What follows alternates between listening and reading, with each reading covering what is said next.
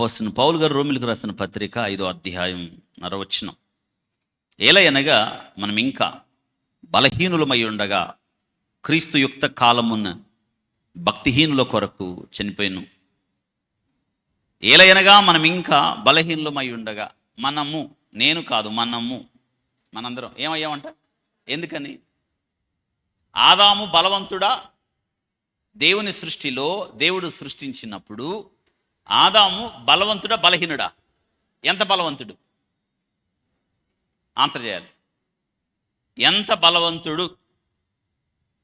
తనలో నుండి మరొక వ్యక్తికి జీవితాన్ని ఇవ్వగలిగిన బలవంతుడు. ఇంకా ఆదాం ఎవరంటే దేవుని కుమారుడుగా పిలువబడిన బలవంతుడు. ఇంకొక విషయం, ఆదాం ఎంత బలవంతుడు అంటే దేవుడు సృష్టించేస్తే సృష్టిలో ఉన్న జంతువులన్నిటికీ పేరు పెట్టింది ఎవరు? ఆదాం. ఎంత బలవంతుడు అంటే రమ్యమైన మొట్టమొదటి డ్యూయట్ని పాడిన గనుడు ఎవరు?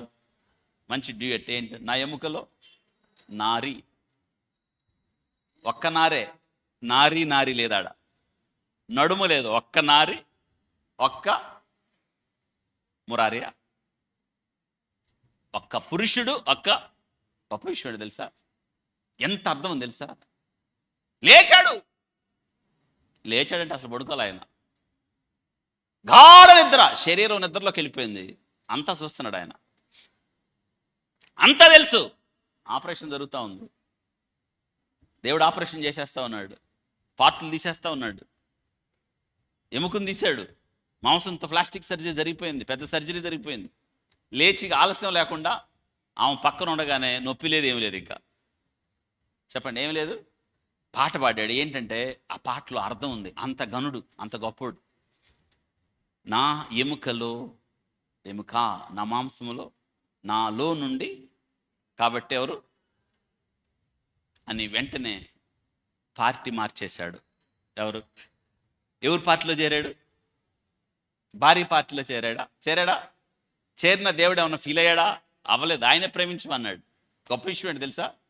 మొట్టమొదటిసారి ఆదాము ఎవరిని చూశాడు? దేవుడి తర్వాత ఎవరిని చూశాడండి? అవ్వను చూశాడు. గొప్ప విషయం, అవ్వ నాలో నుంచి వచ్చింది అన్నాడు. అంత బలవంతుడు ఏమయ్యాడు? ఎందుకని బలహీనుడయ్యాడు? అదొక్కటే కారణం. ఇందాక విన్నారే వాక్యంలో మీరు, రక్తస్రావ రోగం మనిషిని ఎంత బలహీనపరిచిందో మీకు అర్థమైందా?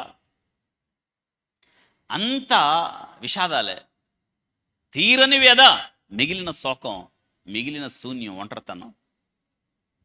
ఆమె ఆర్థికంగా నష్టపోయింది, బాంధవ్యాలలో నష్టపోయింది, శారీరకంగా మానసికంగా నష్టపోయింది. ఆమె మించి ఆమెను మరింత కృంగుబాటుకి గురి చేసింది ఏంటంటే, సమాజ మందిరంలోకి అనగా దేవుని మందిరంలోకి వెళ్ళడానికి వెలివేయబడిన స్థితి.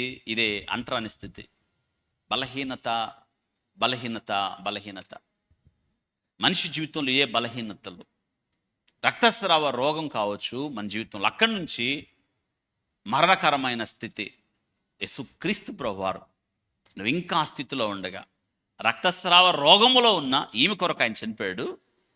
అక్కడ మరణములో నుండి జీవములోనికి యాయిరు కుమార్తెను నడిపించే క్రమంలో ఆయన నిశ్చయముగా మన వ్యసనములు భరించెను, మన దోషములు సహించను. అవునండి. ఆ కింద ఒక మాట ఉంది. ఏంటంటే, నీతిమంతుడు కొరకు ఒకవేళ అనే మాట మీరు గమనించారా? గమనించండి. అక్కడ నీతిమంతుని కొరకు సైతము ఎడవచ్చునం, ఒకడు చనిపోవట అరుదు, మంచివాని కొరకు ఎవడైనా ఒకవేళ తెగించవచ్చును. అయితే మన ఎడల, చూడండి, దేవుడంట మన ఎడల తన ప్రేమను వెల్లడిపరిచెను. ఇది చూసారా? వెల్లడిపరిచిన రోజు సందర్భాలు మనకేమో నేర్పిస్తున్నాయి అంటే, ఒకటేమో రెస్టోరేషన్, ఇంకొకటేమో రెజరెక్షన్. అంతే అండి. ఈ రెండు మాటలు గుర్తుపెట్టుకోండి. ఏ స్థితికైనా నాకు చాలినవాడు ఆయన, నన్ను లేవనెత్తువాడు, నన్ను పునరుద్ధరించువాడు, నన్ను కట్టువాడు. మీరు ఎలా అనుకుంటే అలాగా. రెండు, పాపముల అపరాధముల ద్వారా చచ్చిన నన్ను మరణములో నుండి ఆయన, అదే కదా జరిగింది.